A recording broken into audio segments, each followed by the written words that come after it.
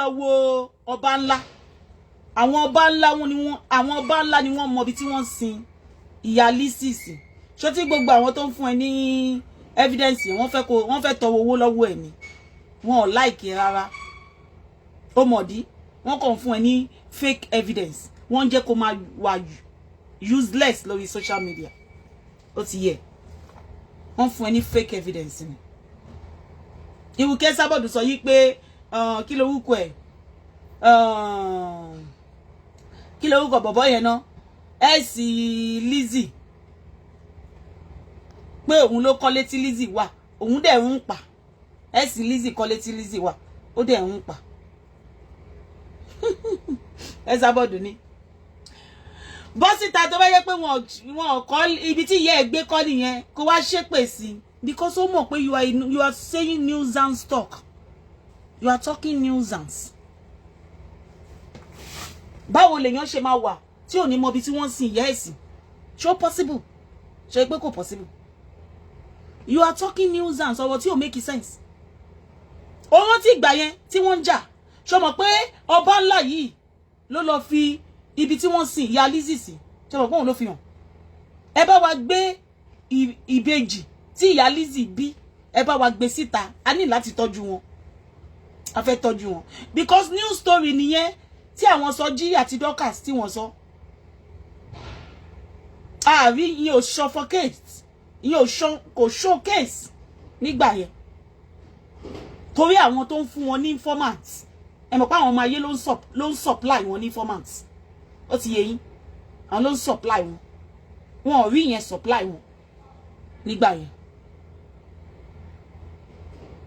So ẹ sábà kó ṣe research ẹ dáadáa lórí ọ̀rọ̀ Lizzy because ó lówó Lizzy. Tẹ́ Sábọ̀dù máa fi kú pátápátá ó lówó Lizzy because ó ṣiṣẹ́ Tókunbọ̀ tó lè fi jẹ́yàn láyé ó ṣiṣẹ́. Lizzy ń ṣiṣẹ́ tó bá ń pèyàn ní CEO Lizzy ni. Ó wá sọ fún Lizzy lánàá pé kó ṣe máa lè gbé ọjà ẹ fáwọn èèyàn. Lizzy ò lè ó mọye tí Lizzy ń pa ni.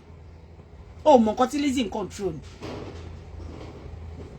Lizzy ò ṣe fake life. Kò ń ṣe wo àwọn Nollywood tó máa ń ṣe fake life. Lizzy ò bá wọn ṣe fake life. Ò bá wọn ṣe fake life. Owó tí gbà yẹn Tókunbọ̀ tó gbé ẹjọ́ Fathia wá sórí social media. Ta ló fún ẹ ní download Fathia? Ṣé Ìyábọ̀ Òjó ló fún ẹ ni? Ṣé Ìyábọ̀ Òjó ló mọ̀ pé gbogbo ìgbà yẹn Ìyábọ̀ Òjó àti Fathia ń jà? And I'm very very sure pé Ìyábọ̀ Òjó ló fún ẹ ní gbogbo download Fathia nígbà yẹn. Ṣé òun náà sanwó fún ẹ kó fi bully Fathia? Wọ́n ti ń gbà. Ọwọ́ ti gbogbo ẹ̀ ló máa sọ tó bá já. Kò sẹ́ni tó ní encounter pẹ̀lú ẹ Tókunbọ̀ tó padà bá ti wọn jẹ́. Kò sí ẹni tó ní encounter pẹ̀lú ẹ tó padà bá ti wọn jẹ́. Nítorí bó ṣe gbọ́ pé ìyẹn Àjọkẹ́ tó wà pẹ̀lú ẹ, bó ṣe jù pé PSO ló ṣí ṣọ́ọ̀bù fún Àjọkẹ́, ayé ẹ bàjẹ́ lẹ́sẹ̀kẹsẹ̀ ni. Ó ní pé no ní polówó fún PSO mọ́. Nǹkan tó sọ nìyẹn. Bó ní polówó fún PSO mọ́. Ó máa gbé ẹlòmíì wá pé ó kì í ṣe brand ambassador PSO. Inú ẹ̀ ò kì í dùn táwọn èèyàn bá ń ṣoríire. Inú ò dùn pé PSO mú ṣí ṣọ́ọ̀bù fún Àjọkẹ́ pé kó máa taṣọ. Pé o kàn wò pé báwo ni Àjọkẹ́ máa ṣe sáré ṣí ṣọ́ọ̀bù, ibo ló ti rówó? Nítorí pé o rí pé PSO ló ṣí ṣọ́ọ̀bù fún Iyaibadan.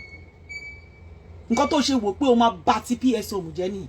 Kò sẹ́ni tí o lè bá ìgbésí ayé ẹ̀jẹ̀ tí wọ́n bá ti fọ́ sí ẹ lọ́wọ́. Torí pé wọ́n rí ẹ báwo ni èèyàn. Yẹn sáré ṣe kíní ẹni yìí. Báwo ni èèyàn. Yẹn ti ẹgbẹ́lẹ̀ náà máa ṣe létà. Báwo ni èèyàn. Ẹ máa gbọ́ o, ẹ̀yin tẹ́ ń tajà, tẹ́ ń fi Sábọ̀dù ṣe brand ambassador yín o. Ẹ máa gbọ́ dáadáa, mo fẹ́ bá yín sọ̀rọ̀ lénìí. Èmi àti yín ò ní problem o because I am not a jealous type. But nǹkan tó ń ṣe òun la máa ṣe sínú gbogbo nǹkan tẹ́ ń polówó fún yín. Gbogbo nǹkan tó ń ṣe pátápátá fáwọn èèyàn. Ẹ ń sanwó fún yàn pé kó bá yín polówó. Ẹ dẹ̀ rí pé ẹni yìí aláyé bàjẹ́ ni.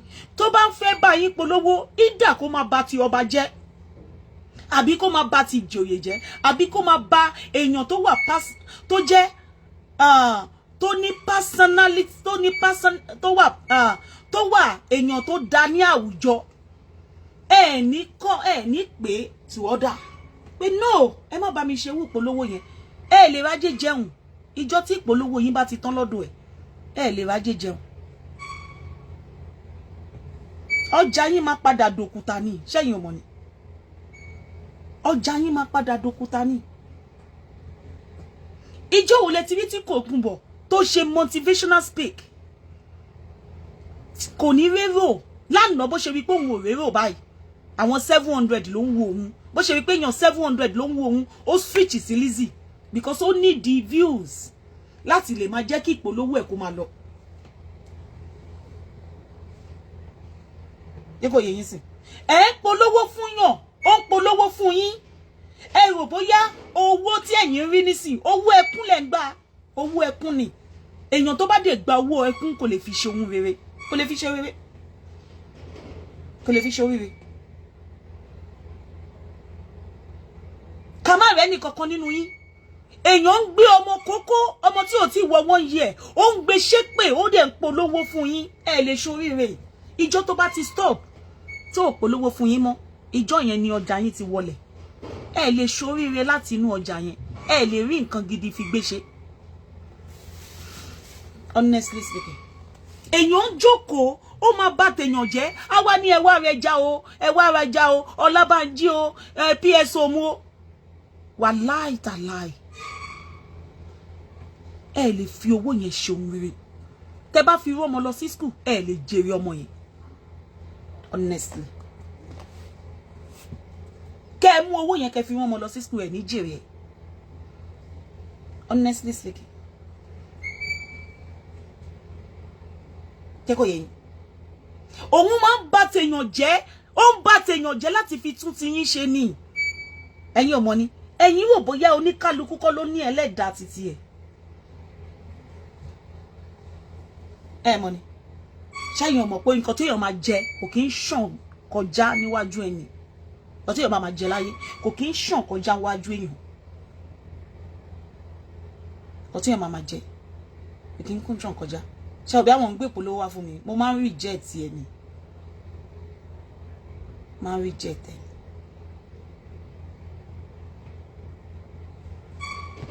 nǹkan téèyàn bá máa jẹ nílé ayé yìí kò kí ń ṣàn kọjá níwájú èèyàn ń ṣépè fún ọmọ tí ò tí wọ 1 year àwa ni Ọlábánjí ẹ wá rẹ já o Ọlábánjí máa padà jẹ gbèsè tó bá dọ̀là ó lè má jọ́la ni or not tomorrow ní ọjọ́ iwájú Ọlábánjí lè fi business yẹn pè tán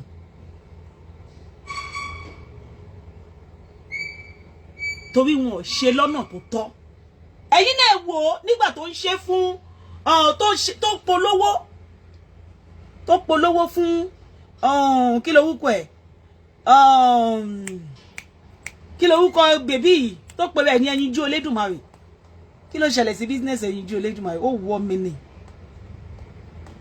á bá tèèyàn jẹ́ á polówó fún Ẹyinjú Olódùmarè ṣé wọ́n kọ́ṣù ẹ̀ wọ́n kọ́ṣù ẹ̀ ṣé business Ẹyinjú Olódùmarè kò padà wọ́ mi ó padà wọ́ mi ó padà wọ́ mi ó ṣeé ṣe kó jẹ́ yí pé ọ̀nà tí Tòkunbọ̀ fi ń polówó fún Ẹyinjú Olódùmarè ló jẹ́ kí Ẹyinjú Olódùmarè bọ́ sínú páńpẹ́ gbèsè ló jẹ́ kó bọ́ sínú páńpẹ́ gbèsè ẹ wo nǹkan tó sọ fún PSO nítorí pé ó rí pé PSO ló ṣí ṣọ́ọ̀bù fún Iyaibadan ó ní pé PSO àwọn èèyàn pọ̀ tó fẹ́ polówó ilé àwọn ọmọ ewé ti ra gbogbo ilẹ̀ tó pátápátá kó máa jealous ìwọ̀n PSO bó ṣe ní property tó kí ẹ sábọ̀dù máa sọ pé àwọn ọmọ ewé ta làwọn ọmọ ewé aláyé bàjẹ́ àwọn ọmọ ewé wò ni àwọn ọmọ ewé oní alákìísà àwọn ọmọ ewé alákìísà wò kẹsàbọ̀dù máa ní àwọn ọmọ ewé nìkan ló máa ra ilé lọ́wọ́ PSO tẹ gbogbo ibì kan láti tà tán ó tún dáwùkú ẹ ibi tẹ mọ̀ pé òjòwò ẹni tẹ gbé ọjà fún ẹ fún ní ọ̀fẹ́ o ẹ fún lówó ni ó tún jowú pé ibì kan ẹ ti ta gbogbo bíbà tán ẹ ti ta ẹgbẹ́ tán ó tún bá yín calculate iye tẹ make ṣẹ́yìn ò mọ̀ pé ikú tó máa pa ni pàkó ẹni ló wà, ikú tó máa pa yín ìpàkọ́ yín ló wà. Ó dẹ̀ ti ń pé kàjáwé fún yín, ó ti ń sọ fún yín bó ẹ lè rí ìránsìn yìí, ẹ lè rí ìránsìn. Ó ní òun ò ní renew Ọlábánjí, òun ò ní renew business, òun ò ní renew ẹ̀ nítorí kí ni Ọlábánjí ṣe? Ó ràn Iyaibadan lọ́wọ́. Kí ló ṣe? Nítorí pé Esabod kò kí ń bá Jókòtádé ṣe. Ẹ dẹ̀ mọ̀ pé brand ambassador ní Jókòtádé. Ó ti yé yín sí. Ó fẹ́ kí Ọlábánjí kó lé Jókòtádé nítorí pé kò bá ṣe. Nǹkan tó ṣe fẹ́mi náà nìyẹn. Ó fẹ́ kí Lizzy kó lé mi nítorí pé kò bá mi ṣe. Tí ò bá ti bẹ́ẹ̀ ṣe, gbogbo èèyàn tó bá da tó bá wà lẹ́gbẹ̀ẹ́ ó máa fẹ́ kẹ́ni yẹn lọ. Kò ní fẹ́ kẹ́ni yẹn bẹ́ẹ̀ ṣe. Ó máa wá gbogbo ọ̀nà láti fi bà tiẹ̀ jẹ́. Ẹ dẹ̀ ń rí, kò sí kankan nínú yín, ajé lẹ gbé dání, ajé ògúngún ní sọ oníṣọ̀ bòjì. Kò sí kankan nínú yín tó sọ fún mi pé no. Má ṣépè fún ọmọ òkókó kó wá polówó ọjà mi. Àbí kó pè mí pé kí n polówó. No! Ìní gbé kọ̀lẹ̀. Èmi náà bí tèmi. Àbí Farida ò bí titi ẹ. Esabod máa polówó Farida, a máa sọ pé cream Lizzy ò dá. Who does that? Ta ló máa ṣe wẹ̀? A máa báyé Farida jẹ́ ju eléyìí lọ. Ó máa gbàsì. Farida ò ní update pé Iyaibadan owó gidi ni mò ń gbé fún yín. Ẹ lè máa polówó èèyàn kan kẹ wá sọ yí pé ọjà tèmi dá. Ó máa sọ pé èmi ni mo rán yín jáde. Yes, ìwọ ló fún lówó nìyẹn pé kó bá tẹ nìkan jẹ́. Ó ti rí. Tó bá jẹ́ pé Farida èèyàn tó dá ni torí pé ó ń dùn mú ẹ. Ó dẹ̀ mọ̀ pé ó sì máa kàn fún ẹ. Ó kàn fún mi beauty world láyé ìgbà yẹn. Ṣé kò padà kàn fún mi beauty world? Ó padà kàn fún. Ṣùgbọ́n torí pé ó jẹ́ nìkan tó jẹ́ pé ọwọ́ ẹ̀ mọ́. Ọwọ́ ẹ̀ mọ́.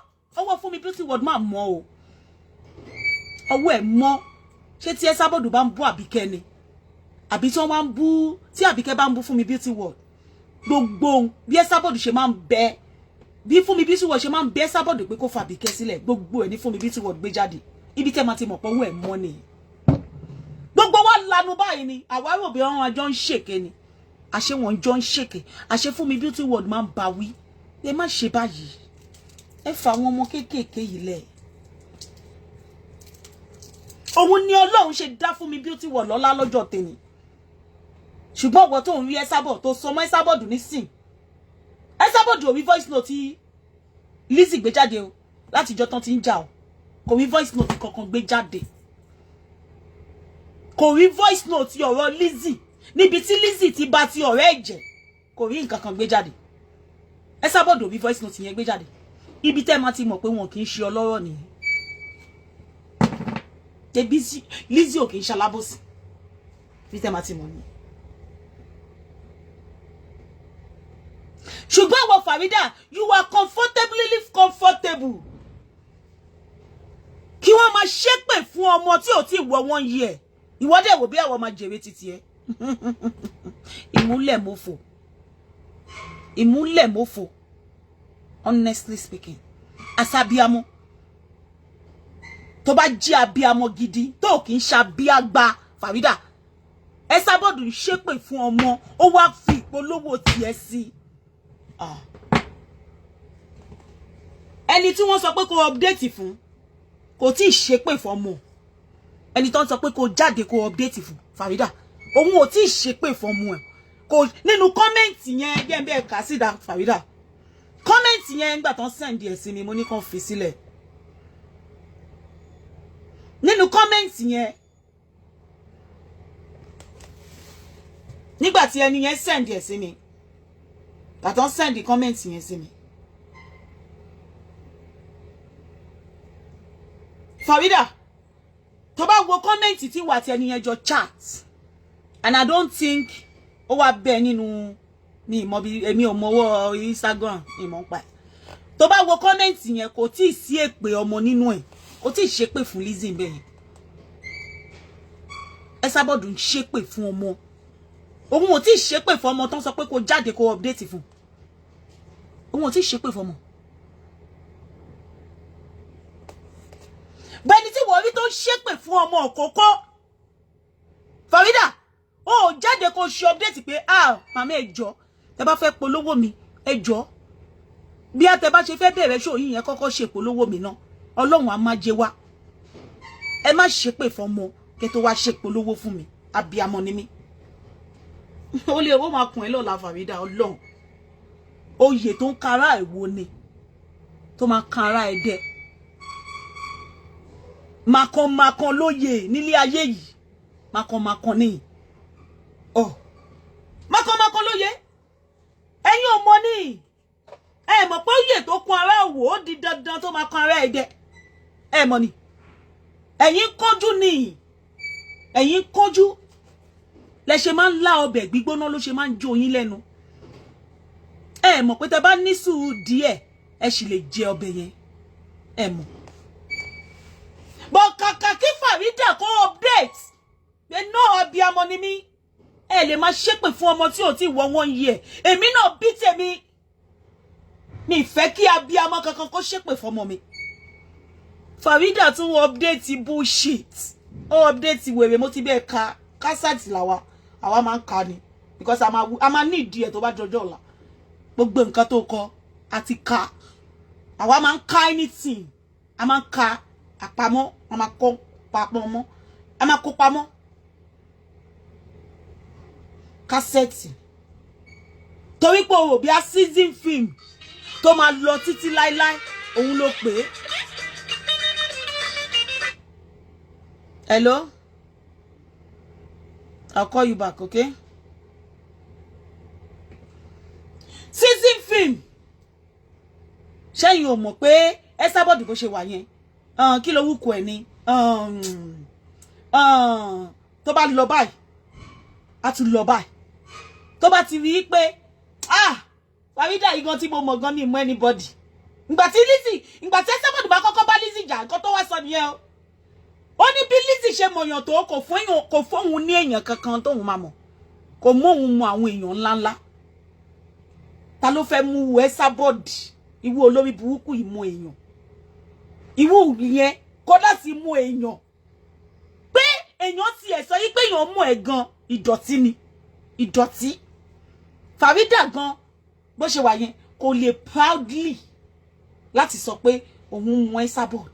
Kò lè proudly ẹ̀ nínú ayé. Kò lè proudly ẹ̀ nínú ayé. Tí Lizzy máa fi wá mú ẹ mọ̀yàn.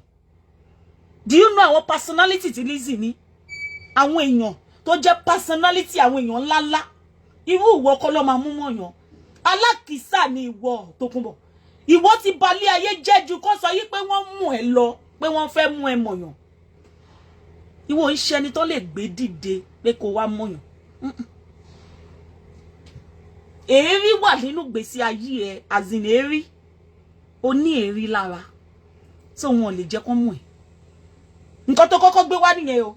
Pé Lizzy kò fi yan òun ẹ. Kò jẹ́ kó fi àwọn èèyàn ńláńlá, kò jẹ́ kó mú àwọn èèyàn ńláńlá. Bó ṣe ṣe pẹ̀lú ẹyin lójú nìyẹn. Pé kó mú ẹ lọ sọ́dọ̀ bàbá Tinubu. Tí ìyẹn ò mú ẹ lọ. Ìyẹn ò mú ẹ lọ sọ́dọ̀ Tinubu. Because o fẹ́ mọ ìyá ọ̀ṣọ́ ju ọ̀ṣọ́ lọ.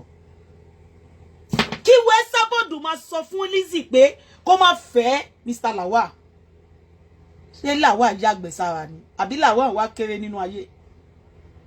Ṣé Lawal kéré nínú ayé ni? Alálùbáríkà ọmọ ni Lizzy. Alálùbáríkà ọmọ tí àwọn obìnrin máa fi ṣe àdúrà. Obìnrin mélòó ló lè ṣerú nǹkan tí Lizzy ṣe? Tí wàá píìkì ọkùnrin tí wàá dẹ̀ sọ di èèyàn. Èèyàn láàrin oṣù mélòó. Mi rí irú obìnrin náà. Obìnrin alálùbáríkà ni Lizzy. Tí àlùbáríkà ìdẹ́ pọ̀ tí ó lè tán. Kò lè tán. Lizzy ní owó, ó ní personality, ó ní èèyàn, àwọn èèyàn ńláńláńláńláńlá. Ó wá wò nínú ayé pé Lateef. Pẹ̀lú tó tọ́ sí òun láti fẹ́ lọ́kọ nìyẹn. adu gbogbo personality tó ní ó swallow gbogbo ẹ̀ ó wá wò yí pé àní ẹni yìí ṣe òun ló wù mí láti fẹ́ lọ́kọ ó wá dá Lateef lọ́lá ó wá sọ di èyàn alálùbáríkà ní Lizzy obìnrin tó bá ń ronú bẹ́ẹ̀ yẹn kò sí nílé ayé kò sí obìnrin tó bá ń ronú bí irú Lizzy yẹn mi ò lè ronú bẹ́ẹ̀ láyé láyé torí mo fẹ́ kí ọlá mi kó pọ̀ sí ni mi fẹ́ kí ọlá mi kó wálẹ̀ pé mo gbọ́dọ̀ tẹ̀lé ọkùnrin tó ní mi kì í ronú bẹ́ẹ̀ yẹn mọ́ ayé àtijọ́ ni máa ń ronú pé mo máa gbé ọkùnrin dìde mi ń ṣe wẹ́mù torí nǹkan tójú mi ti rí ṣùgbọ́n Lizzy ò ṣe wú ẹ̀ alálùbáríkà ni gbogbo nǹkan tó bá ní láyé ẹ̀ àlùbáríkà nìkan ni mo tọrọ fún kó máa jẹ́ títí ẹ̀ kò sí wo obìnrin tó máa ṣe wú nǹkan tí Lizzy yẹn ṣe ní 20th century ẹ gbàgbé ẹ̀ kò sí gbogbo nǹkan ẹ̀ wá lọ bó ṣe yẹ kó máa lọ ìwọ lórí burúkú Esabod wá níbo ló ti ibo ni factory ibo tó ti ń ṣe cream Esabod jọ factory ibo ni wọ́n ti ń ṣe àgbo olórí ibú ibo ló gbin àgbo sí nínú ilé ẹ̀lẹ̀ ṣé wọ́n ní factory ibi tó ti ń ṣàgbo olórí burúkú kọ́ kettle calling kettle black àbí báwo lè ṣe máa ń sọ English kettle calling kettle black ṣé adokini ṣé wọ́n mọ̀ pé adokini òun ni Farida tó ń pòpọ̀ ni adokini ló ń pòpọ̀ adokini ni Farida ń pòpọ̀ fún àwọn èèyàn kí mo ṣì ní Farida ń ta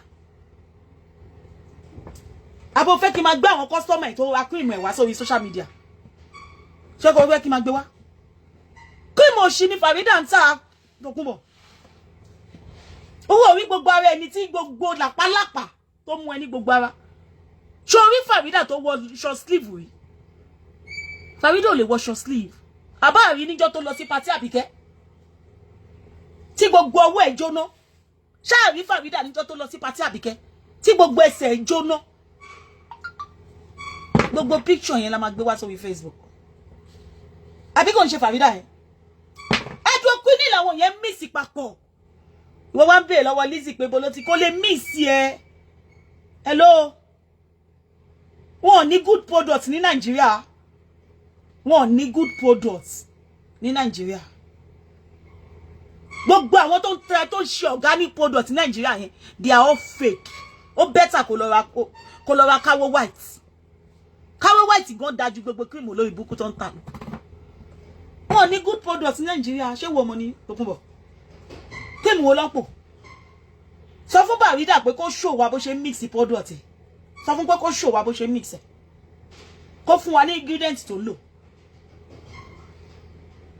bẹ́ẹ̀ lọ́wọ́ Farida pé kí ló dé tó máa ti lo cream ẹ̀ tí ọwọ́ wọn máa ń jóná adokini ni ṣé wo mọ̀ ni olórí burúkú ẹ̀ Tókunbọ̀ ó wá ń polówó ó wá bó ṣe sọ fún Máyọ̀wá nìyẹn o tó sọ yí pé mo lo bleaching cream fún nǹkan tó ń sọ fún Florida nsìn ni inú show lórí book of shame tó ṣe lánàá Farida ló ń bó wa fáwọn ọmọ ẹ̀ mo láwọn ọmọ Farida méjèèjì lọ́wọ́ mi ní hesitate láti launch ẹ̀ mi ní hesitate láti launch ẹ̀ Farida ń bó wa fáwọn ọmọ ẹ̀ ní láti jọ́ tí Lizzy ti bí ọmọ tó bí yẹn kọ́ lọ Farida nìyẹn olórí burúkú Tókunbọ̀ ọmọ ẹ mélòó ló ṣoríire bíi ti Florida délé ayé ó di CEO Florida gan talẹ̀ Florida tí ó ti pè wọ́n yẹ ó yẹ kí n máa fi respect sí ni torí property ti Florida ní mi lè ní láíláí àwọn boss wa nìyẹn Florida our boss ìwọ Tókunbọ̀ wàá máa ṣílẹ̀kùn mọ́tò fún Florida ni ṣé wo mọ̀ ni wàá máa ṣílẹ̀kùn fún Florida ni Florida jáde láti inú oyún báyìí ló ti ń lo gold ìyálàjà ẹ̀ ò lo gold rí Tókunbọ̀ gold tó fẹ́ pa ẹ́ lélẹ̀ torí gold yìí ló ṣe fẹ́ kú ó tún wá fún gold mi ní 6 months pé ó máa tó dúdú torí ẹ̀ mo ṣe gbé ẹni tó ta gold yẹn fún mi ì gbé orúkọ yẹn kú mẹ́ àwọn celebrity ló máa ra gold mẹ́ kò ń ṣe àwọn olórí burúkú tó ń gbé góòdù fún ẹ pé kò bá wọn polówó òṣì làwọn yẹn ń tà òṣì àti ìranù góòdù yìí ló fẹ́ pa ẹ́ Lizzy owó Lizzy dẹ̀kọ́ ni mo ti rà torí ibu owó lé àwọn èèyàn on ta gold £3,000 láíláí oyo ta gold wa on ta gold wa Lizzy on ta gold kékèké gold ńlá ńlá ẹrù ni ya máa ń tà ẹrù èmi gan lówó ẹ̀ mi lè lọ gold lọ́dọ̀ Lizzy tó mi lówó ẹ̀ bóyá in the next coming years bóyá mo lè lówó Lizzy mo mi lówó ẹ̀ lọ́wọ́lọ́wọ́ lórí burúkú olóṣì ordinary Florida tó ń bú yẹn is a ọ̀gá ní Florida CEO òun ní Florida títí náà fi máa fi kú àti gbogbo ọmọ títí náà bí ó máa ṣọmọ ọ̀dọ̀ lọ́ndà Florida tó kún bọ̀ títí náà máa fi kú àti ọmọ títí náà bí ó máa ṣe ọmọ ọ̀dọ̀ lọ́dọ̀ Florida ni títí láíláí aláyé bàjẹ́ tó kún bọ̀ ọkùnrin mélòó ló wá sínú ìgbésí ayé ẹ tó tún tí wọ́n ṣe a rí nǹkan tó ṣe fún bàbá Tina ó bà ìgbésí ayé bàbá Tina jẹ́ ni wọ́n ròyìn pé bàbá Tina wà lójú títì báyìí tó máa ń tọrọ jẹ ni tó kún bọ̀ ó bà ìgbésí ayé bàbá Tina jẹ́ ni wọ́n ròyìn pé bàbá Tina máa ń tọrọ jẹ lójú títì ni Gaddafi tún wá sínú ìgbésí ayé ẹ tó kún bọ̀ a ní alálùbáríkà ní Lizzy ẹ bá mi ṣàdúrà fún Lizzy ìwọ obìnrin báyìí alálùbáríkà ni mi tí ìwọ obìnrin Lizzy rí mi rí alálùbáríkà tó sọ fún ọkùnrin pé a ní fọkùn ẹ balẹ̀ ìyà ò tún jẹ́ tiẹ̀ mọ́ àní láti ìgbà tó ti mú èmi ìyà ò ń ṣe tiẹ̀ mọ́ Lateef ìyà ò dẹ̀ jẹ́ tiẹ̀ mọ́ ó gbọ́jà yẹn nù gbogbo bí tí ìyà yẹn ti ń jẹ Lateef tí wọ́n pè ní Mr. Lawal Lizzy yọ dànù alálùbáríkà ni ẹ alùbáríkà ò ní wọ mi Lizzy láṣẹ tẹlẹdùmarè ilẹ̀ ni mo tẹ̀ báyìí orí ilẹ̀ ni mo wà Lizzy ó máa lọ síwájú iwájú ní ọ̀pá ìbí tí ẹ máa ré sí gbogbo ohun tó bá ti dáwọ́ lé bá dúdú ló máa dún fún ẹ ò ní wọ mi ògo ò ní wọ mi àwọn ọ̀tá ẹ ló máa wọ mi gbogbo ẹnikẹ́ni tó wà lórí ilẹ̀ alẹ́pẹ̀ tó ń bí ní Lizzy láì nédè wọ́n wọ mi tọmọtọmọ ògo wọ́n wọ mi tọmọtọmọ ni aṣẹ̀tẹ̀lẹ́dùmarè Lizzy iwájú ló máa lọ forward ever you will never know backward in your life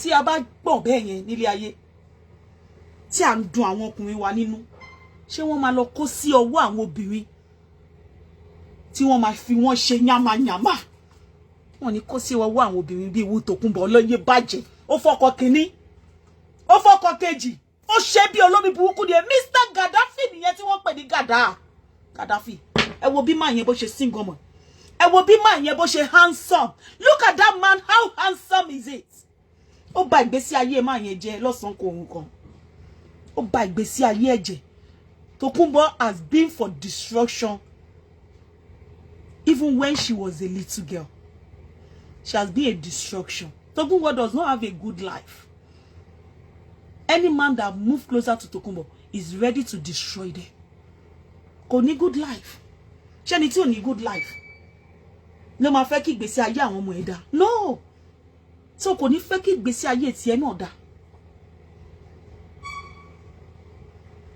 ó wá wí pé Lizzy ó mú bọ̀bọ́ yìí kúrò nínú shit ẹ mọ̀ kéèyàn mú yàn báyìí kúrò nínú shit kó dẹ̀ ṣe transformation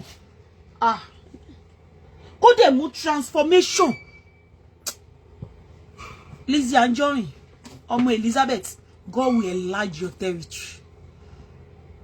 territory will be enlarged more than your imagination you don't know what you have done to Mr. Lawal's life. You will never know sorrow upon your children, upon everything that is making you happy. You will not know sorrow in your life. Èyàn bí yín ò kò wọ́pọ̀. Kò wọ́pọ̀ ní gbogbo ayé. Ó tún wá ní ìtẹríba. Tí Lizzy bá wà nínú tó bá ń ṣe show, ẹ wo bó ṣe máa ń bá Mr. Lawal sọ̀rọ̀. Pẹ̀lú ìtẹríba. Ó tún wá fi ìtẹríba sí. Ó wá hard gbogbo ẹ̀ wá kàn ẹ̀ pẹ̀lú ìtẹríba. Ẹ wá ní wo èèyàn yẹn kò ní Lizzy wá jẹun ọmọ. Gbogbo ẹnikẹ́ni tó bá gbé ọmọ iṣẹ́ pé ikú òjijì lọ́lọ́run máa fi bá mi dá wọn lọ́lá. Ẹnikẹ́ni tó wà lórí iye pé tó sọ pé ò ní jẹun ọmọ wọn, ò ní jẹun ọmọ. Kọ́ bí gba ọmọ wọn, ò ní jẹun ọmọ Lizzy. Wọn ò ní jẹun ọmọ. Àwọn ọ̀tá ẹ̀ ní ò ní jẹun ọmọ. Lizzy wá jẹun ọmọ. Ayọ̀ á kún jù báyìí lọ. Inú á dùn. Florida ní kọ́kọ́ ló máa jẹ́ ọmọ tó máa bí fún làwa lò. Florida tún lọ́wọ́ rẹ̀ lẹ́yìn. A ṣẹ̀tẹ̀lé dùn máa. In fact, kò wọ́pọ̀. Kò wọ́pọ̀. Nílé ayé tá wà ń sìn. Kò sóbìnrin kankan tó fẹ́ ṣe fún ọkùnrin kankan láti jẹ. Kò sí. Ní present situation tá wà báyìí sí. Kò sí. Wọ́n máa wí pé èmi kẹ́mi forí ṣe kí wàá máa jẹ́ láàyè. Lizzy, wàá máa ní lọ síwájú ni. Ọ̀tẹ̀ ẹ̀ máa dèrò ẹ̀yìn. Ọ̀tẹ̀ ẹ̀ máa dèrò ẹ̀yìn. Tó máa ní lọ síwájú tẹ́lẹ̀ wọn tí ní lọ síwájú mọ́. Èrò ẹ̀yìn ló máa di. Bí Tòkunbọ̀ ṣe di èrò ẹ̀yìn. Bí Tòkunbọ̀ ṣe ń ṣẹlẹ́yà lọ́wọ́lọ́wọ́ báyìí. Tí ó ń sọ kọ́tọ̀kọ́tọ̀. Bí àwọn ọ̀tẹ̀ ẹ̀ ṣe máa sọ kọ́tọ̀kọ́tọ̀ nìyẹn. A ṣẹ̀tẹ̀lé dùn máa rẹ̀. Ọ̀tẹ̀ a ṣiṣẹ́ tán nílé ayé. A wá lọ ṣanwó lájúlé ọ̀hún. Lájúlé ọ̀hún. Ikú ni gangan ni èrè ọ̀tẹ̀. Ní èrè ọ̀ṣẹ̀ ọ̀tá ẹ̀. Lizzy. Ó wá mú má nìyẹn ó decorate ẹ̀. Lizzy Anjorin, the way you decorate Mr. Lawal with the clothes of honor, God Almighty will decorate you with the clothes of honor. You will never be put to shame. No more disgrace in your life. Lizzy Anjorin, you are far, far, far away from disgrace. So shall it be. Ashe. You think it's easy for somebody to just cover you with clothes of honor? Take that cloth of shame out and now cover you. Hey, will be all wọ́pọ̀. Kò wọ́pọ̀. Ṣé oko ni Lizzy Orido ni? Àbí àwọn èèyàn ni Lizzy ò mọ̀? Àbí àwọn ọkùnrin gidi ni Lizzy ò mọ̀? But for her to stoop so low and say, this man, I'm going to wipe his face, his tears out. And she did it. Kudos to you, Lizzy Anjorin. Kudos to you.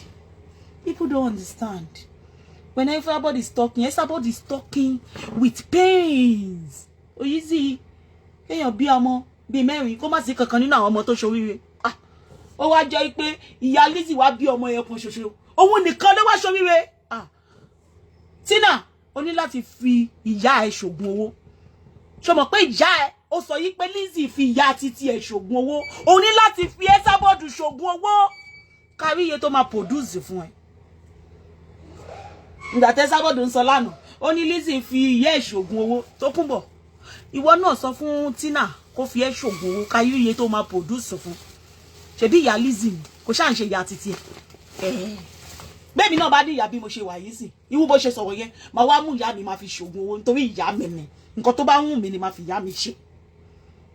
Kí wá ní títí ẹ nínú ẹ̀? Gbẹ̀wọ̀ mi dẹlẹ́wù. Ògùn owó ìṣà ni. Ó dẹ̀ ń ná nínú ẹ̀. Wọ́n dẹ̀ ń fún ẹ nínú ògùn owó, ó dẹ̀ ń gbà. Ó lè.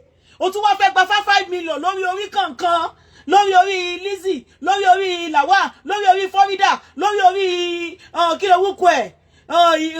Kí ló wúkọ ẹ̀? Rotimi, lórí orí Àríkẹ́. Ó fẹ́ gba 30 million nínú ilé wọn. Ògùn owó dẹ̀ lọ ṣe o. Ikú òjijì ló máa pa ẹ́, Esther Tokunbo ọmọ Fóyèkẹ́. Ó ní kú síbi tí aṣọ ẹ bá wà. Ògùn owó, ó fẹ́ gba ògùn owó lọ́wọ́ àwọn èèyàn. Ó ní kú síbi tí aṣọ ẹ bá wà. Ṣó yẹ kó tún bá wọn ná nínú ògùn owó? Tá bá máa wá Tokunbo, ìwọ la máa fi gún ọṣẹ. Tá bá máa yí owó yẹn padà. Ìwọ ẹ̀jẹ̀ la máa lò next. Àbí nìkan nínú àwọn grandchildren. Ẹ̀jẹ̀ wọn la máa lò. Tina ní láti produce nǹkan nínú àwọn ọmọ ẹ̀ kó fún wa lórúkọ èyí tó fẹ́ ká lò.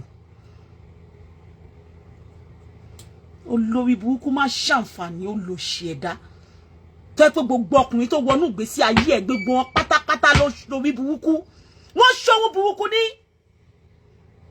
ọkùnrin tó wọnú ìgbésí ayé Tòkunbọ̀ orí burúkú ni wọ́n ṣe kò sí kankan tó là wọ́n là Coca-Cola wọ́n là ẹ wo bàbá Gaddafi ẹ wo bí máa yẹn ṣe rí ẹ wo ara ń sàn èèyàn bímọ nígbà tí wọ́n bí bàbá Gaddafi àwọn ẹbí wọn wá sọ pé ọmọ la bí ọmọ lélẹ̀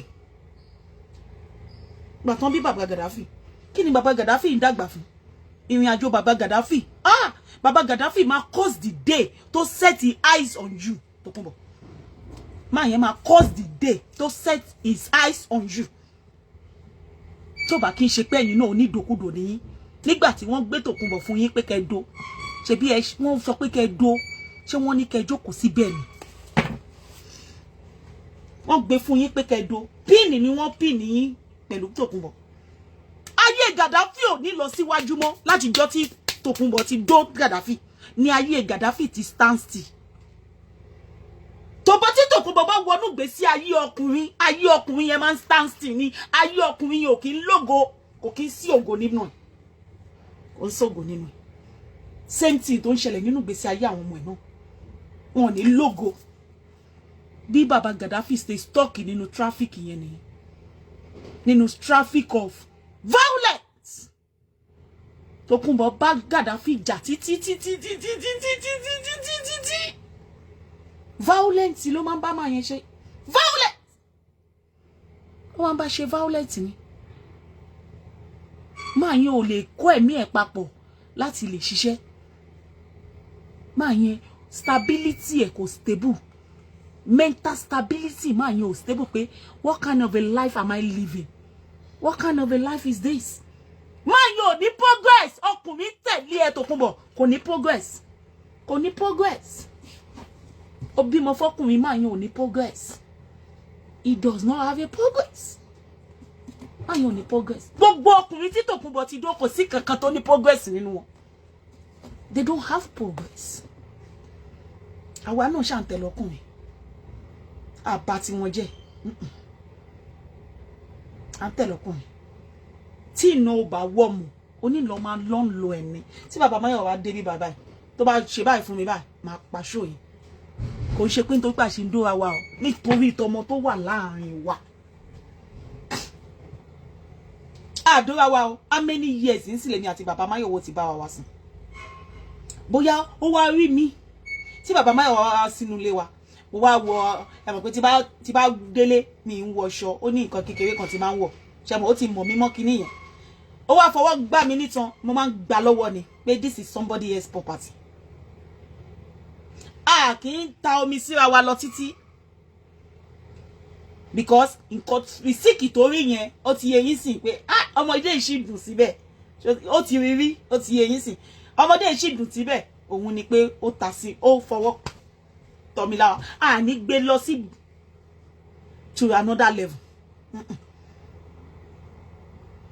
but we are there for our kids àwa bẹ́ẹ̀ fọmọ wa inú ọmọ wa máa dùn ọmọ wa tá bá lọ mú èmi àti bàbá Máyọ̀wá máa lọ mú Máyọ̀wá ní school Máyọ̀wá máa wà láàrin wa despite pé bàbá Máyọ̀wá ń drive Máyọ̀wá máa wà láàrin wa ní pé ká gbóhùn ní Jangova Máyọ̀wá understand pé àti depart kò understand kò yé títí dọ̀la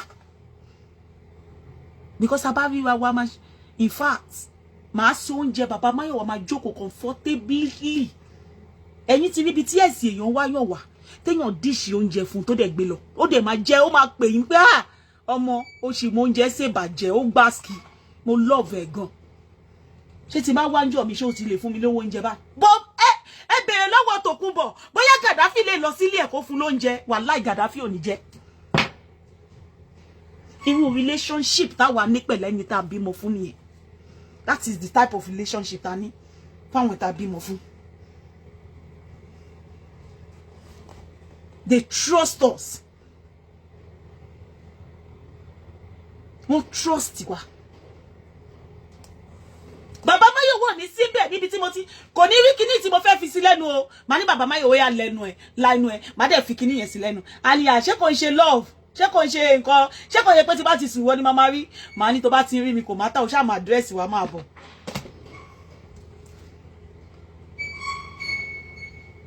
bó ṣe wà ní ó máa ń ra omi wá fún wa ó máa ra omi wá fún wa ó máa ra kí ló wúpọ̀ ẹ̀ meat pie ó mọ̀ pé mo like meat pie gan ó máa ra meat pie wá fún mi ó lè ra 4 mo máa jẹ máa jókòó máa gbómi síwájú máa jẹ kẹ́ bá lè mọ orí relationship tàjọ ní mo máa jẹ ní relationship pé à ń ronú ibi sí oníkálukú no we are negative free èmi àtẹ because of ọmọ tó wà láàrin wa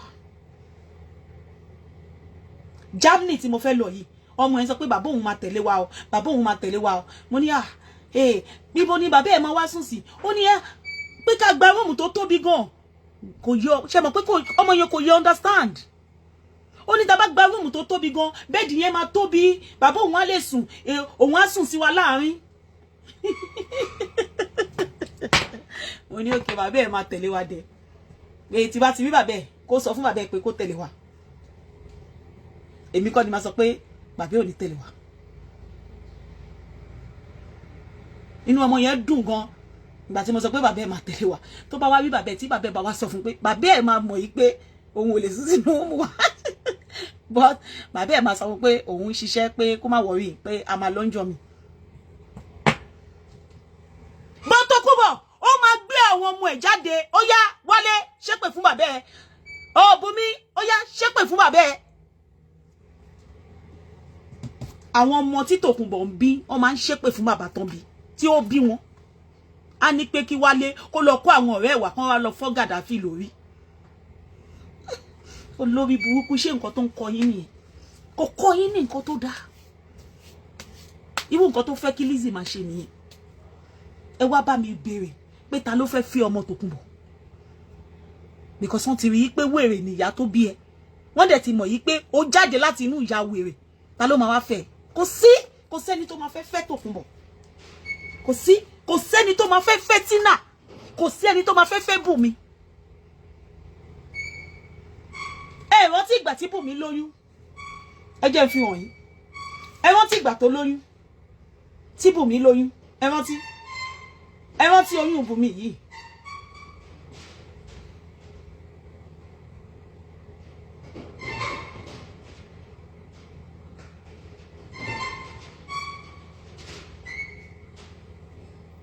ẹ rántí oyún Bùnmi yìí kọ́ ń jẹ́ ń tètè rí.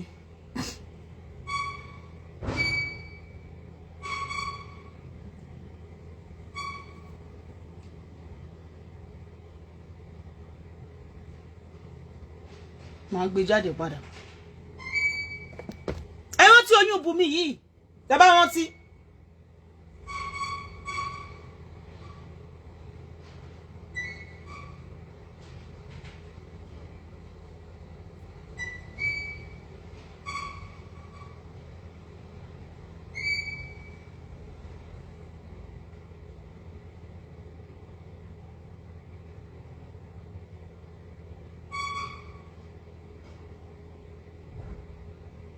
yẹ ó mọ wọn bí tó wà ẹ má wọrí n ti rí n ti rántí.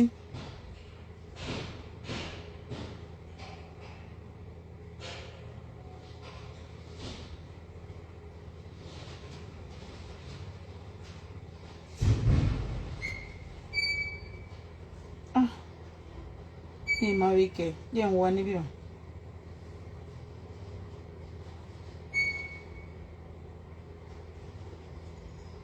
ẹ rántí ìgbà tọ́mọ ẹ lóyún mo ti rí ẹ má wọrí mo ti rí bí tí mo fẹ́ jù sí kọ́ ni mo lọ jù sí. ẹ rántí oyún Bùnmi yìí ẹ jẹ́ ń yọ íńtánẹ́ẹ̀tì kúrò torí àwọn kọ́sítọ́mà mi má lọ rí wọn. ẹ rántí oyún Bùnmi yìí bèbí bọ̀bọ́ yẹn kò gbé oyún yẹn ẹ sábọ̀dù lọ yọ ni ẹ rántí oyún Bùnmi yìí. last born Tòkunbọ̀ lélẹ́yìí o tó lóyún o òyìnbó ló tún lóyún fún o òyìnbó ló lóyún fún o òyìnbó yẹn kò gba ọmọ yẹn kò gba oyún yẹn Tòkunbọ̀ ló gbé ọmọ yẹn lọ ṣẹ́yún yẹn ó gbé lọ ṣẹ́yún òyìnbó yẹn kò gba oyún yẹn because ọmọ yìí òun àti bọ̀bọ́ yẹn máa ń jà gan. Òun àti òyìnbó yẹn máa ń jà gan. Òyìnbó ló tún lóyún fún o. Ṣùgbọ́n wọn ò gbà. Ẹ jẹ́ kó máa flag. Ẹ jọ̀ọ́ máa bá wa tẹ love. Má sọ fún yọwọ́ tèmi ò dá. Because máa fún ẹ ní fact. Tokunbo lè kò ní advice kankan. Ẹ̀yin tẹ́ wà lórí social media. Tẹ́ wà nílé ọkọ. Kò ní advice kankan tó máa fún yín. Because ayé tí ẹ ti bàjẹ́. Ó dẹ̀ fẹ́ kí ayé tí yín náà bàjẹ́. Kò ní advice kankan tó máa fún yín. Kò lè fún yín ní advice kankan. Ẹ wò ìgbésí ayé àwọn ọmọ ẹ̀. Ìgbésí ayé àwọn ọmọ ẹ̀ fún ara ẹ̀ ló bàjẹ́. Ló ba ìgbésí ayé àwọn ọmọ ẹ̀ jẹ́ fún ara ẹ̀. Ọwọ́ ara Tokunbo ní Tokunbo fi gba ọjọ́ ọ̀la Bùnmi jẹ́. Ọwọ́ ara ẹ̀ ló fi bọ ọjọ́ ọ̀la Bùnmi jẹ́. Tokunbo ló máa sọ fún yín pé òun ṣe relationship expert. Relationship expert. Òun sọ̀rọ̀ lórí ọkọ irú Tokunbo yìí. Ẹni tí ò lọ́kọ, ẹni tí ò láyé, ẹni tí ò láyọ̀. Irú Tokunbo ló máa sọ fún yín pé òun ṣe ọ̀rọ̀ relationship expert. Ẹ̀yin náà dẹ̀ máa gbọ́ ọ̀rọ̀ ẹnu ẹ̀. Kí ló fẹ́ jáde látẹnu ẹ̀? Ẹni tó yẹ pé kò rí marriage kankan kò rí mú dìmú. Kò rí dìmú. Ẹ wá dúró ìyàwó tí Mr. Lawan ti fẹ́. Kò sí kankan nínú àwọn obìnrin yẹn tó rí Mr. Lawan mú dání. Wọn ò rí mú dání. Pẹ̀lú bí máa yẹn bó ṣe yíwà kí ẹ rìn tó. Wọn ò rí mú dání. For you to know pé there is God have designed a man for you. It is out that there. Ó wà níta ń bẹ̀ yẹn. Ẹ̀yin náà wo gbogbo wọn. Ẹ wo wọn. Wọ́n fẹ́lẹ̀, wọ́n bímọ fún. Wọ́n fẹ́ tọ̀hún, wọ́n bímọ fún. Wọ́n fẹ́lẹ̀, wọ́n bímọ fún. Wọ́n ní kádàrá ni kò kí ń ṣe kádàrá. Check yourself. It's not about kádàrá. Check yourself.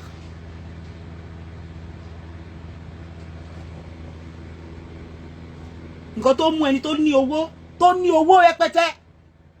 Ẹ wo adúrú obìnrin tí Mr. Lawan ti fẹ́. Kò sí kankan tó ní sùúrù láti lè mú dání. Ìgbà tó wá pàdé Lizzy, òun ni wọ́n lọ ń sọ̀rọ̀. Ọkọ mi ni ìgbà yẹn ló mọ̀ pé ọkọ wọn ni Mr. Lawan. Yẹn ló mọ̀ pé ọkọ wọn ni. Nígbà tí wọ́n rí pé Lizzy ti bá àfo ẹ̀. Alálùbáríkà ni ẹsẹ̀. Wọ́n rí pé Lizzy ti wẹ̀ fún. Ó ti fi parapá. Gbogbo bí tó yẹ kó dán ti ń dán. Gbogbo bí tó yẹ kó shine ó ti shine proper. Ìgbà ló wá lọ́kà sí pé ó gbọ́kọ mi. Ní ìgbà tí Lawan tó wà nínú ayé tí bàtà yẹn gbẹnu sókè báyìí. Wọ́n ò rí pé ọkọ àwọn ni. Wọ́n rí. Ìgbà tí ẹsẹ̀ tí bàtà Mr. Lawan ti jókòó sílẹ̀ lẹ̀ tí ò gbẹnu sókè mọ́. Tó ti jókòó sílẹ̀ lẹ̀. Tí Lizzy ti bá polish ẹ pé no, ó lè jáde báyìí. Bá jẹ́ ń sáré bẹ́ẹ̀ nu bàtà ẹ. No, mi like táì tó fi sọ́hùn yẹn. Jẹ́ ń bẹ́ẹ̀ ṣe táì ẹ. Tí Lizzy ti polish ẹ. Nínú gbèsè ayé Lizzy, shoemaker wà ńbẹ̀. Nínú ìyàwó tó jẹ́, ó ní shoemaker lára. Ó ní kíẹ̀ wà nínú ara Lizzy. Kúkú wà nínú ara Lizzy. Ìmọ́tótó wà nínú ara Lizzy. Cleanliness wà nínú ara Lizzy. Gbogbo ẹ̀ ló wá lò papọ̀. Ó wá fi gbé Lawan láwùgẹ. Lawan wá hun àwọn obìnrin tó ti bímọ fún tó ti sá lọ, tó ti tẹ̀ lọ́kùnrin mi lọ. Àwọn olórí burúkú tí wọ́n ti tẹ̀ lọ́kùnrin mi lọ. Ìyí tí Lawan tún wò bóyá eléyìí dá. Ó tún ń dó okó ọ̀rẹ́ ẹ̀. Ó ń dókó mọ́ Lawan lára. Ìyẹn Fọlá. Ó ń dó ọ̀rẹ́ Lawan. Lawan ni o mọ̀. Ìgbà tó yẹ pé nǹkan tó máa jẹ nìyẹn ń wá kiri. Báwo ló ṣe máa mọ̀ pé ìyàwó tóun tún ní ó tún dó ọ̀rẹ́ òun. Ọ̀rẹ́ ló ń dó. Ọpẹ́lọpẹ́ ọmọ Lawan ló sọ fún pé obìnrin yìí tẹ́ máa mú mi wá sọ́dọ̀ ẹ̀ yìí. Ọ̀rẹ́ yín máa ń sùn bí o. Ó bíbá ló máa ń sùn sí lójoojúmọ́. Kí ọ̀rẹ́ ọkọ ẹ máa sùn tì ẹ́. Ọ̀rẹ́ ọkọ ẹ kó máa sùn tì abomination. Kò nílé ni. Òun ò nílé. Lizzy wá wò. Lawan ò gẹrun. Ó ní láti gẹrun. Ó lè gbérun yìí jáde. Ẹ wá bá mi gẹrun fún ọkọ mi. Ó pàtàkì ọkọ ẹ̀. Ó pàlà tébù ẹ̀.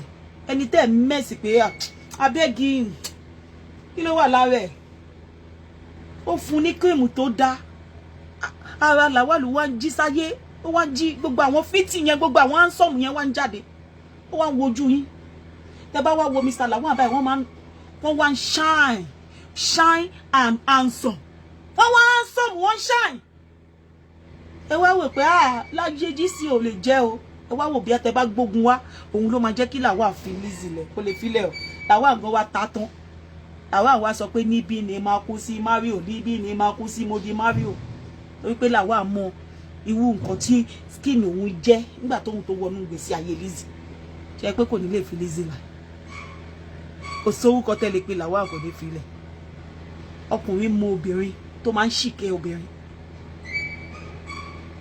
ọkùnrin tójú ẹ̀ bá ti rí òkun tó ti rí ọ̀sà á mọ nǹkan tó ń wá á rí i pé òun ní ìfọkànbalẹ̀ Lawal tó yẹ pé tó bá fẹ́ fún lóúnjẹ wọ́n máa ṣe báyìí fún ni Abífọ́lá tó bá fẹ́ fún Lawal lóúnjẹ wá kàn ṣe báyìí fún ni Lawal wá di ẹni tí wọ́n kúnlẹ̀ wọ́n fi abọ́ ẹ̀ríwó abọ́ tí Lawal wá fi jẹun ni wọ́n wá fi góòdù fún lóúnjẹ góòdù tí Lawal bá jẹ bá oúnjẹ ẹ máa gbóná tó bá fi jẹ́ tó ní oúnjẹ ẹ máa yí a máa yí bí iṣẹ́ àrìn ni a máa yí bí iṣẹ́ àrìn ni ẹ̀ríwó ibi tó máa ti ń sáàbù Lawal tó bá fẹ́ jẹun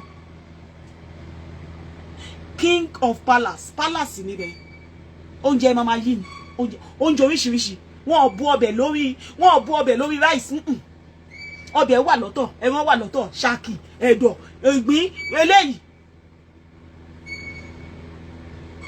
èyí tó bá wù Lawal ló máa jẹ wọn ò fọ́ọ̀sì ẹ̀ pé gbọ́dọ̀ jẹ rice tipátipá ẹni oúnjẹ tó bá wù ló máa jẹ wọn máa kó gbogbo ẹ̀ sínú kinní yẹn bá máa yí báyìí a máa yí báyìí àwa padà sọ́dọ̀ ìwọ tó máa ṣe báyìí fún kò ní padà sọ́dọ̀ wọ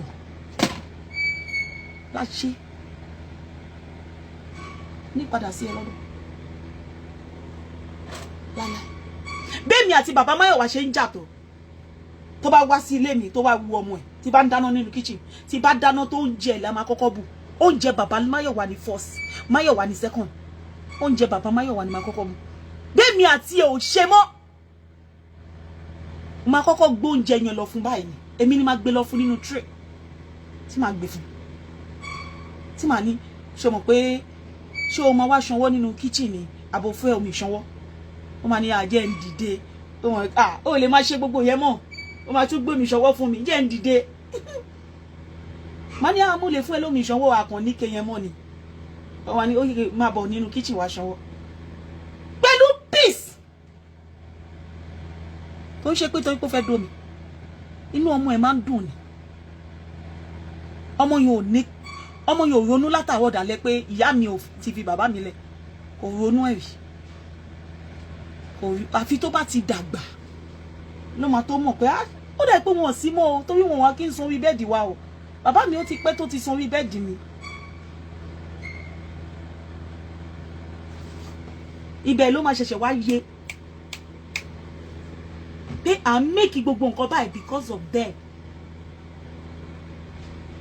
ṣé Tòkunbọ̀ lè ṣe wú ẹ̀ láyé ó máa ní kó fọkọ yẹn lẹ̀ kí wo Tòkunbọ̀ máa fún ìyàwó lé ó máa fún Lizzy lọ́kọ Títí náà ò dẹ̀ máa rí Títí náà jẹ́ husbandless tí náà ò lọ́kọ Tòkunbọ̀ lọ́kọ Tòkunbọ̀ fún ẹ̀ lọ́kọ ó fẹ́ fún Lizzy lọ́kọ ìwọ ọkùnrin wo ló fẹ́ fún Lizzy Tòkunbọ̀ ó ṣe wá ní parọ́ mọ́ Lizzy ó máa parọ́ mọ́ Lizzy náà ó máa parọ́ mọ́ ó ṣe ní parọ́ mọ́ wàá parọ́ mọ́ náà nǹkan tí Lizzy ò ṣe ni wàá sọ pé ó ṣe olórí burúkú somebody aláyé bàjẹ́ tó ti shoot ara ẹ̀ in the brain wàá parọ́ mọ́ Lizzy náà iṣẹ́ tó ṣe ni ó máa sọ pé ó ṣe ìwọ olófo tó ń ṣílẹ̀kùn fáwọn olòṣì tó yẹ pé gbogbo àwọn olòṣì ló wà nínú ọkọ ẹ Tòkunbọ̀ àwọn olòṣì ló wà nínú ọkọ ẹ àwọn aláyé bàjẹ́ ló kún ẹ nínú ọkọ ẹ inú òdùn táwọn èèyàn tó wà pẹ̀lú ẹ bá ń ṣoríire èló ni ṣọ́ọ̀bù tí wọ́n gbà fún Iyaibadan èló ni ṣọ́ọ̀bù tí wọ́n gbà fún ìwọ tó fẹ́ lọ síwájú àwọn èèyàn èló ni ṣọ́ọ̀bù tí PSO mú gbà fún ọmọ yẹn ló ń ṣiṣẹ́ iṣẹ́ wo ló ń ṣe ọmọ yẹn á tẹ̀lé wọn lọ sí Ìbàdàn ó ti ẹ̀rọ tí wọ́n bá lọ ní accident Ọlọ́run ò ní jẹ́ kó ní accident á tẹ̀lé wọn lọ sí Ìbàdàn á ṣe gbá á ṣàwó iṣẹ́ wo ló ń ṣe ṣé o dìde kúrò níbi ibẹ̀ yẹn ni wọ́n fi ẹ́ ṣe travel ambassador nínú yàrá ẹ̀ ṣé o dìde tí wọ́n bá ń talẹ̀ tó bá fẹ́ ní more profit bó ṣe sọ wípé ó yẹ kó máa pè ẹ́ kó lè máa fún ẹ ní commission ó máa lọ síbẹ̀ ni wàá máa lọ síbẹ̀ wàá máa lọ sórí ilẹ̀ yẹn wàá máa show gbogbo fídíò yẹn wàá stress ara ẹ̀ ó máa lọ síbẹ̀ ọkàn ní jókòó sínú ilé ẹ̀ tó bá fẹ́ ṣe irú iṣẹ́ tí Iyaibadan ṣe jẹ́ pé ó máa gba commission lórí ilẹ̀ tó bá tà wàá lọ sí orí ilẹ̀ yẹn orí bí kíní ṣe ń ṣe bí Jókòó Tádé ṣe ń ṣe wàá lọ sórí ilẹ̀ yẹn wà àwọn èèyàn á lè trust yẹ pé ẹ wo ilẹ̀ tí mo bá wọn ta o ṣe ti rí bó ṣe rí wọ́n lè trust yẹ kò ṣe kó jókòó rí burúkú kó wá sọ pé tó bá ti ra lẹ̀ sáré pé tó bá ti ra lẹ̀ wọ́n máa fún ẹ ní commission wọn fún yàn ní commission owó ẹ̀ ẹ kàn ń polówó lásán ni ó kúrò níbi tó wà iṣẹ́ yẹn dẹ̀kẹ̀rẹ̀ Iyaibadan ló gbé fún kò ń ṣèwọ ó kàn gbé fún ẹ pé kó má bàa ní lára ni from the start Iyaibadan ló gbé fún náà ó gbé fún ẹ pé kó má bàa lára because ilẹ̀ máa ń jẹ́ kéèyàn lára ó láwọn nǹkan tí mo bá polówó fún tó má ti ta ilẹ̀ yẹn wọ́n lè fún mi ní 400,000 wọ́n lè fún mi ní 200,000 lẹ́ẹ̀kan náà tọmọ téèyàn bá kàn bá ra lẹ̀ lọ tó bá dárúkọ mi 20% ni wọ́n lè fún mi ní 200,000 wọ́n lè fún mi ní 400,000 mo máa ń rán àwọn èèyàn mo ní èèyàn nínú 20% tó fún mi yẹn máa fún ẹni yẹn ní 10% mo ní èèyàn tí máa rán lọ sórí ilẹ̀ yẹn tó máa lọ ṣe fídíò wa èmi àtẹni yẹn lọ́jọ́ ń pín 10% yẹn tí àwọn èèyàn máa lè rí pé fídíò ilé tó show fún wa nísìnyí kọ́ là ń wò new video lélẹ̀ wọ́n lè máa rí gbogbo ẹ̀ olófo olóṣì aláyé bàjẹ́ wá ìjókòó ṣì wá jókòó sórí bẹ́ẹ̀dì ẹ̀ mbẹ̀ wọ́n máa bínú àwọn èèyàn tí wọ́n ràn lọ́wọ́ Jókòó Tádé ló fẹ́ kí PSO kó lé Jókòó Tádé ibi tó máa result sí nìyẹn ó fẹ́ kí Jókòó Tádé kó drop advert PSO that is the only thing that you want because gba ti Jókòó Tádé tí mo ṣe máa ń sọ fún yín pick your pieces by yourself that is that Jókòó Tádé ń bá àwọn ọmọ ayé jàǹgbà yìí this woman does not like you does not like you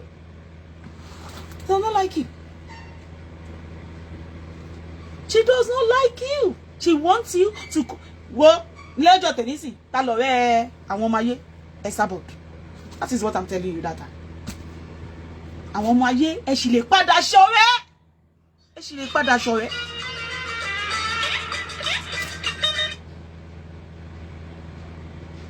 àwọn ọmọ ayé ẹ sì lè padà ṣọ̀rẹ́ hello àwọn ọmọ ayé ẹ sì lè padà ṣọ̀rẹ́ because ọ̀rẹ́ yín intact but Esabod máa bẹ́ẹ̀ jẹ́ ó máa jẹ́ kó bàjẹ́ fún ẹ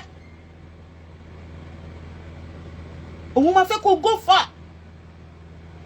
nǹkan tó yẹ kó go far ó máa fẹ́ kó go far nínú wọn ẹ wo bó ṣe bá Sister Jókòó Tádé bà ìgbésí ayé jẹ́ nínú àwọn ọmọ ayé ládùú gbogbo nǹkan tí Sister Jókòó Tádé ṣe fún àwọn ọmọ ayé wọ́n rí Sister Jókòó Tádé bíi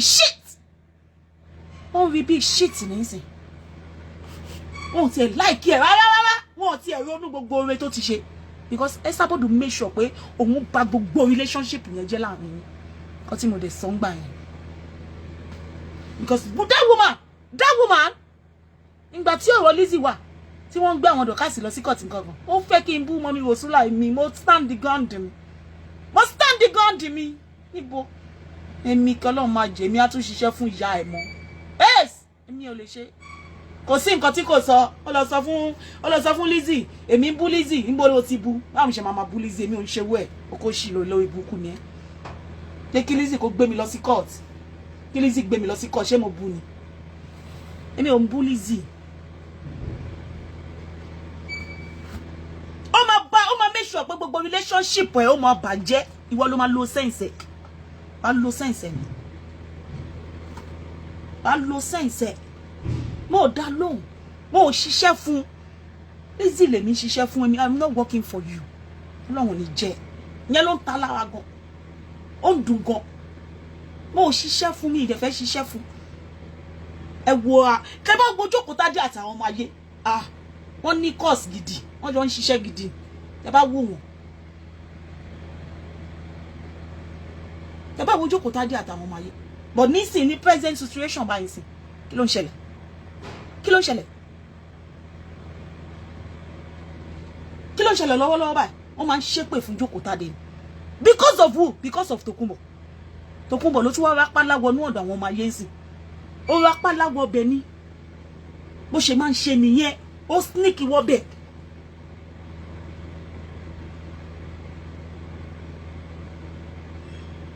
Tó ẹ̀ máa lọ jàjà ẹbí. Má lọ jẹjẹ bí. Bẹ́ẹ̀ nǹkan ò kì í tán. Kò sí nǹkan tó jọ bẹ́ẹ̀. It's just a why. It's just a why. Tokunbo ló jẹ́ kí Jókòó Tádé Gaddafi. Tokunbo ló jẹ́ kí Jókòó Tádé bú Mr. Gaddafi. Tí Jókòó Tádé bá ti pè wọlé á fẹ́ kó bú Gaddafi fún. Mr. Gaddafi àti Jókòó Tádé ọ̀rẹ́ dẹ̀ ni wọ́n. Ọ̀rẹ́ ni wọ́n. Look at how enemy tó create fún ọmọ yẹn. Ẹ wo gbogbo àwọn enemy tó create fún. Ẹ bó ṣe create fún. Ẹnu tó wá gbẹnu Tokunbo láti máa sọ fún Jókòó Tádé pé wọ́n ràn ẹ́ lọ́wọ́ nínú ayé náà, kí ló ṣe fún wọn? Ṣó gbẹnu Tokunbo? Ṣó yẹ kí Tokunbo sọ statement ni kó máa sọ fún Jókòó Tádé pé ṣebí wọ́n ràn ẹ́ lọ́wọ́ nínú ayé náà, kí ló ṣe fún wọn nínú ayé? Can you imagine? Ìwọ tó mọ̀ pé wọ́n ló break gbogbo ẹ̀, wọ́n ló bá gbogbo ẹ̀ jẹ́. Do you think Tokunbo love you? No. Ìjà tẹ́jọ́ kọ́kọ́ jà lálàkọ́kọ́ ibẹ̀ ló máa ti mọ̀ pé kò lè like. Ọ̀bẹ lẹ́kẹ̀ẹ́ ni láíláí. Àwọn tó ń jọ jáde lẹ́nu. Ibẹ̀ ló máa ti mọ̀ pé kò like. Ó pè. Àwa sẹ́ẹ̀tì wa báyìí. Kàró papọ̀. Ó pè. Down with that useless woman called Tokunbo. Kọ́ olórí burúkú ẹ̀sà gorilla. It's better to roll with us. Or better. Kájọ roll papọ̀. Because mi ìmọ̀ nǹkan tó fẹ́ ṣe tí mo fẹ́ jealous. Tokunbo máa ń jealous. Mi ìmọ̀ nǹkan tó fẹ́ ṣe tí mo fẹ́ jealous. Why will I jealous? Tó bá di time tá máa bú àwa. Gbaduness and terribleness. Gbaduness and terribleness. A bá fẹ́ bú àwa. Kò ń ṣe wù Tokunbo yẹn ló máa tiẹ̀ ṣiṣẹ́ tí wọ́n náà máa fall sí lọ́wọ́. Because ó máa yọ shock and server. Shock and server. Ó máa yọ kúrò lẹ́sẹ̀kẹsẹ̀.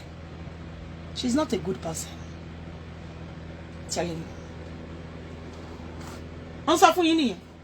Bóyá ṣe fún woman yìí nìyẹn. Woman tí mo fẹ́ play voice note. Tí mo fẹ́ play show yìí. Bí Iyaibadan ṣe fún nìyẹn. Bóyá ṣe fún lọ́dọ̀ Lizzy nìyẹn. Ṣé ilé believe pé woman yìí ló máa ṣe show. Ó máa ṣe show tó ṣe. Tó sọ fún pé kó shut up, kó yé ra rọ́ ọmọ irọ́ ló ń pa. Dádùn nǹkan tí Tokunbo jẹ́ kí Lizzy ṣe fún woman yìí.